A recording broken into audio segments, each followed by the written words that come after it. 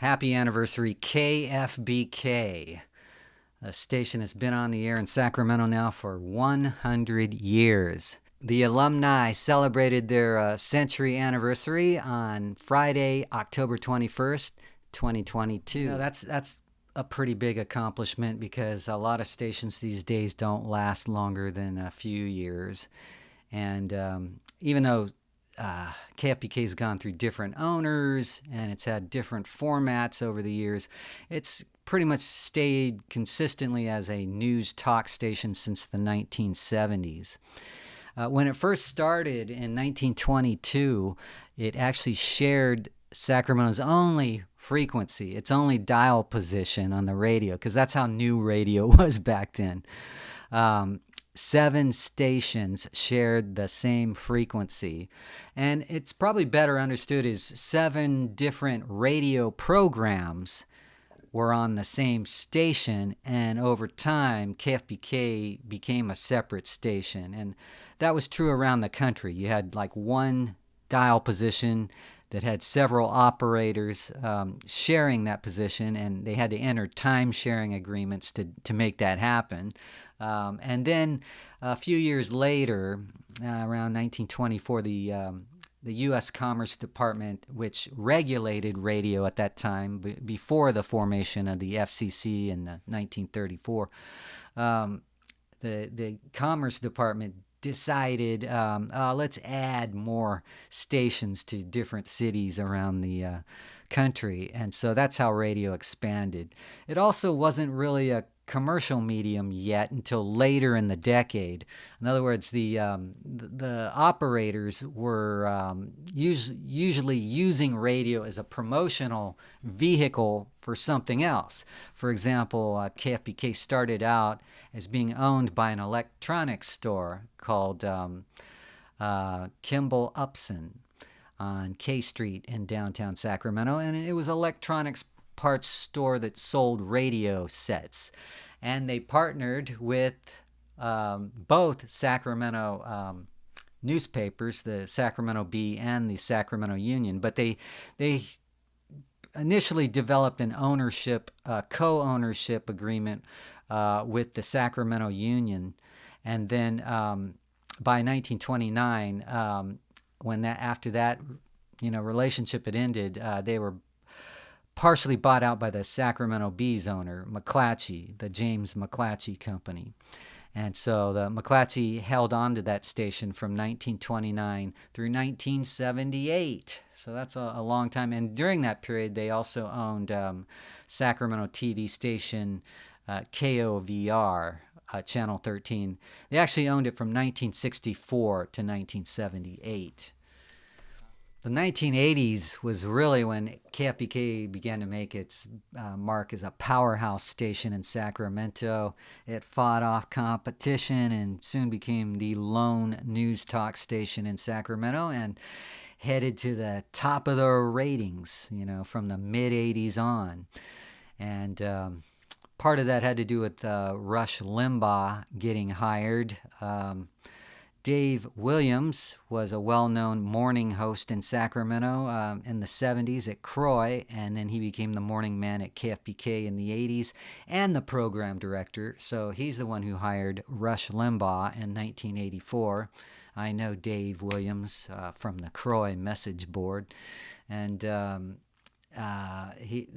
Limbaugh was there to replace Morton Downey Jr., who had just gotten fired for a super controversial statements, a racial slur that offended the Asian community. So then you get Rush coming on next. And keep in mind, that was before Morton Downey Jr. became a national figure with his nationally syndicated TV show. So you had 2 back-to-back people at KFBK middays who advanced to national TV careers after coming through KFBK. Rush Limbaugh in 1988 was picked up by ABC Radio to do a nationally syndicated radio show, which continued to air on KFBK through his death in 2021. At that time, Rush was the highest paid figure in radio history, and his record has yet to be surpassed in 2022. Rush did he hire, or his producer was Kitty O'Neill, and he let her go on the air during his show, and that's how she developed her on-air talent and became the afternoon host in the mid-'80s and has remained there ever since. And I'm not sure, but I think she was one of the first, if not the first, female voices to do afternoon drive in Sacramento radio. I know growing up in the 70s, listening to the radio here in Sacramento, that there were no female announcers on the air in the afternoon. That was just how the world was back then. But it's come a long way, and KFBK has won many awards over the years. It's a nationally acclaimed radio station. Part of that has to do with its signal is so powerful it can be heard beyond Sacramento and other regions, including Nevada, and you could pick it up in the Midwest in certain places. So they've just developed a name for themselves. Tom Sullivan has been a nationally syndicated figure. Laura Engel has moved on to Fox News as a reporter, as a TV journalist. And she was a big name in Sacramento back in the 90s when she did the night show at KRXQ. And she was also a kind of one of the leaders of the local music scene. She hosted the show Local Licks. At that time, it was 93 Rock, which later became 98 Rock. So anyway, all these different radio personalities have come together through KFBK, and it remains the number one station in Sacramento in the fall of 2022.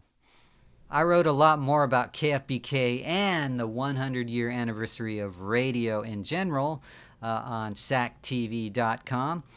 which includes links to my bigger project called A Century of Radio, and that documents the history of radio in several markets around the United States, celebrating 100 years of radio.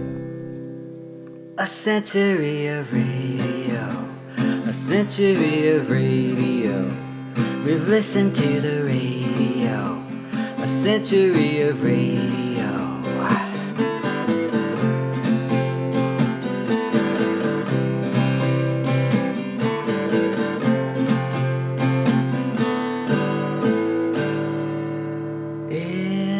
Started in the 1920s, rolling by the 1930s, 1940s, big band starting, 50s, 60s, rock and soul driving.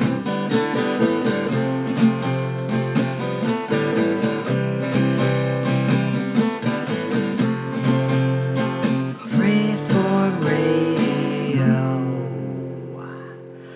60s, 70s, 80s, 90s, rock still rolls on. 21st century digitally, I'm sharing my song.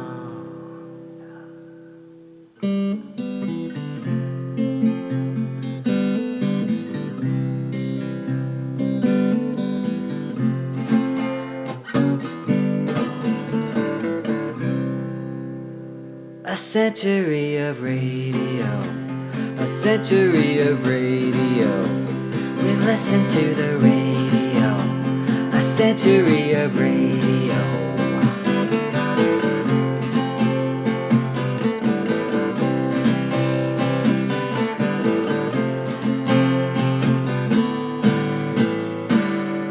I started at my high school station, then I majored in communication.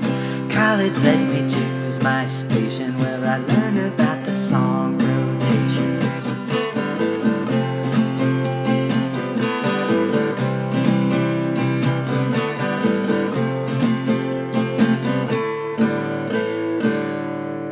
A century of radio, a century of radio. We listen to the radio, a century of radio.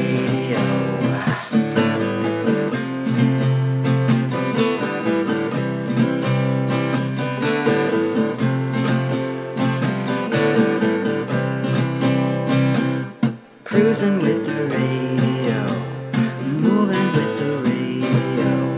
We hear the music everywhere you go. A century of radio.